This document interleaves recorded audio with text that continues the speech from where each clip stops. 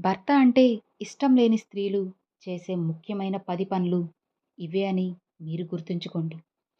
ఎప్పుడు కూడా ఒక జీవితంలో ఒక బంధం అనేది మనకి స్ట్రాంగ్‌గా ఉండాలి అంటే వాళ్ళిద్దరి మధ్యలో మంచి అండర్‌స్టాండింగ్ ఉండాలి. ఒకరి మీద ఒకరికి ముఖ్యంగా నమ్మకం ఉండాలి. ఆ నమ్మకం లేని రోజున ఆ బంధం అనేది అక్కడితో విరిగిపోతుంది. తునాతునకలైపోతుంది. నిజమే కదా! ఎప్పుడూ కూడా మీరు అలా అస్సలు ఉండకండి. ఎక్కడైతే మీ బంధం దూరమవుతుంది అని మీకు అనిపిస్తుందో, అప్పుడు ఒక్కసారి ఆగి ఆలోచించండి. మీరు ఏదైనా తప్పు చేస్తున్నారా? మీ బంధం పట్ల మీరు ఏదైనా నిర్లక్ష్యంగా ఉన్నారా? ఏదైనా పొరపాటు చేశారా అని ఒక్కసారి ఆలోచించండి. ఒకవేళ తప్పు చేసున్నా, పొరపాటు చేసున్నా దాన్ని సరిదిద్దుకోవడానికి ప్రయత్నించండి. అప్పుడు ఆ బంధం చాలా స్ట్రాంగ్‌గా మీతో పాటే ఎప్పుడు జీవితాంతం ఉంటుంది. ఒక్కటి గుర్తుంచుకోండి. బంధం అనేది మీతో ఎప్పుడూ జీవితాంతం ఉండాలి అనుకుంటున్నప్పుడు, ఆ బంధంతో మీరు సారీ, ఇట్లాంటివి థాంక్ యూ అన్న ఈ 2 పదాలు వాడుతూ ఉన్నప్పుడు, మీ బంధం అనేది చాలా సంతోషంగా ఉంటుంది. అలా కాకుండా ఇగోలకు పోయి నువ్వెంత, నేనెంత, నువ్వేంటసలు, నేనేంటి, నువ్వే తప్పు చేశావు నేను కాదు అని ఒకరి మీద ఒకరు వాదులు వేసుకుంటూ కూర్చుంటే, ఆ బంధం అసలు ఎక్కడ నిలబడుతుంది? మీరే ఆలోచించండి. మీకే తెలుస్తుంది.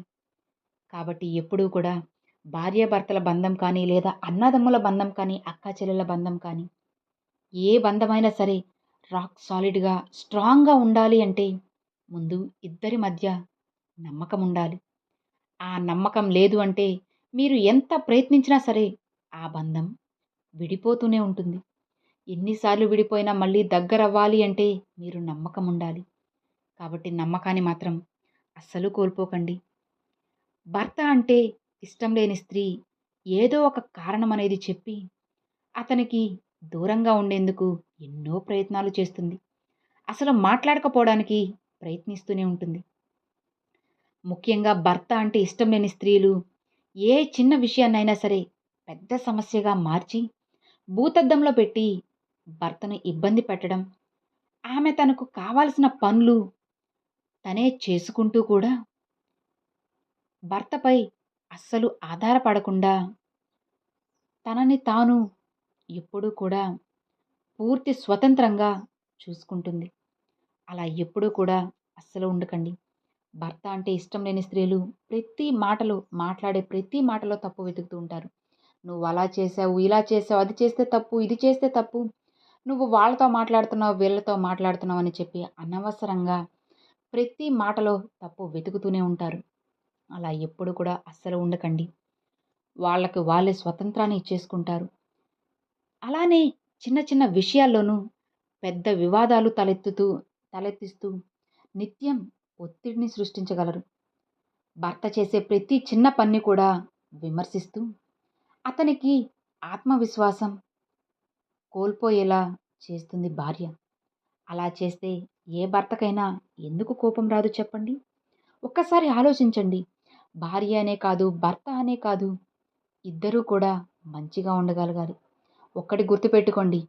అమ్మాయి, అబ్బాయి అని తేడా ఎప్పుడు అస్సలు చూడకండి. ఇద్దరూ మనుషులే కదా! ఇద్దరిని కోస్తే కారేది రక్తమే కదా! అంత మాత్రాన తేడా ఏముంది? అసలు నిజంగా చెప్పాలి అంటే ఈ రోజుల్లో ఇద్దరూ సమానమే. భార్య ఏం ఎక్కువ కాదు, అలా ఏం భర్త కూడా ఎక్కువ కాదు. ఇద్దరూ సమానంగా, ఇద్దరు సమానంగా పని చేసుకుంటేనే ఆ బంధం అనేది, ఆ సంసారం అనేది చాలా సంతోషంగా ఉంటుంది. అలా కాకుండా నువ్వెక్కువ, నేనెక్కువ, అసలు నువ్వేం చేశావు? నేనేం చేస్తున్నాను? నేను ఎంత పని చేస్తున్నాను? నువ్వేం చేస్తున్నావు? అని చెప్పి ఇట్లా ఎప్పుడైతే మీరు మీ జీవిత భాగస్వామితో మాట్లాడతారో, ఆ క్షణం నుంచి ఆ బంధం అక్కడ తెగిపోతుంది అని తెలుసుకోవాలి. అలా కాకుండా నువ్వు నాతో సమానంగా పనిచేస్తున్నావు అని చెప్పి ఒక చిన్న మాట, లేదా భార్య ఇంట్లో రోజంతా పనిచేసి, భర్త రోజంతా ఆఫీస్‌లో పనిచేసి వచ్చినప్పుడు, నువ్వు తిన్నావా అని ఒక చిన్న పలకరింపు భార్యతో కానీ, లేదంటే భార్య తన భర్తతో ఏదైనా సరే ఒక్క మాటైనా ప్రేమతో మాట్లాడడం. మీకు ఏదైనా తలనొప్పి ఉందా? లేదంటే మంచిగా మంచినీళ్ళు తాగుతారని ఇలా ఏదైనా సరే ప్రేమగా మాట్లాడడం. అప్పుడే ఆ బంధం అనేది చాలా మంచిగా ఉంటుంది. అలా కాకుండా గతంలో జరిగిన సమస్యలన్నిటిని తవ్వి తవ్వి చెప్పడము, మళ్ళీ మళ్ళీ వాటిల్నే మాట్లాడుతూ వాటన్నిటిని గుర్తు చేసి చర్చించి చిన్న విషయాన్ని కూడా పెద్దగా మారేలా చేస్తుంది. ఆమెకి ఏమి ఇష్టం లేకపోతే దాన్ని తెగ చెప్తూనే ఉంటుంది. తన భర్త తప్పు ఏమీ లేకపోయినా సరే దెప్పి పొడుస్తూ ఉంటుంది. అలాంటప్పుడే కదా ఇద్దరి మధ్య దూరం అనేది పెరిగిపోతూ ఉంటుంది. ఆ మాటలు నొప్పించేలా ఉంటాయి. అది ఎంతలా అంటే ఎంత మంచిగా ఉన్నా సరే తను రాక్షసత్వంలా మారిపోయేలా ఉంటారు. అసలు చిన్న చిన్న ఇబ్బందులన్నిటిని వాటిల్ని గట్టిగా పట్టుకొని అవి ఇప్పటి వరకు ఉనికిలో ఉన్నట్లుగా భావించి అందులో తను సరిగ్గా ఎలా ఉండాలని వివరిస్తుంది.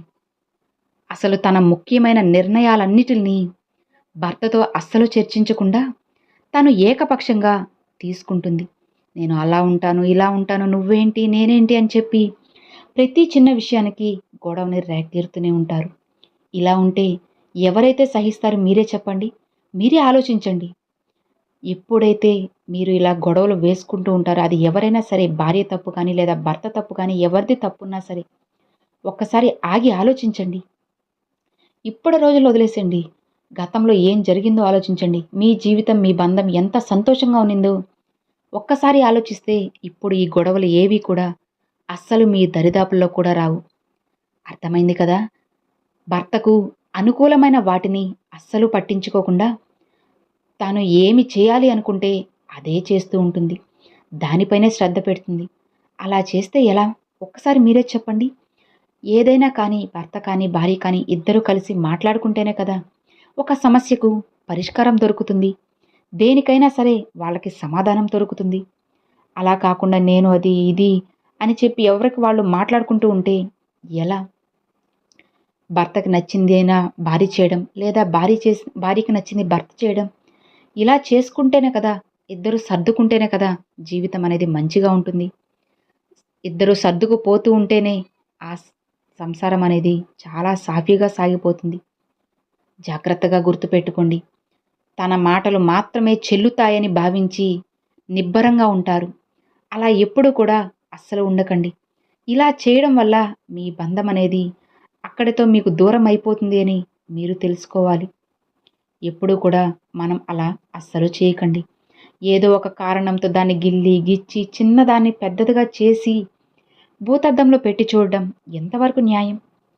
ఏదైనా ఒక సమస్య వచ్చిందా ఈ రోజు గురించి ఆలోచించండి. కానీ నిన్న ఇది జరిగింది, మొన్న ఇది జరిగింది, మొన్న మీ అమ్మా నాన్న ఇలా అన్నారు, మొన్న నువ్వు అలా అన్నావు అని చెప్పి ప్రతి విషయాన్ని కూడా అలా చూసి మీ బంధాన్ని బాధపడేలా చేయకండి.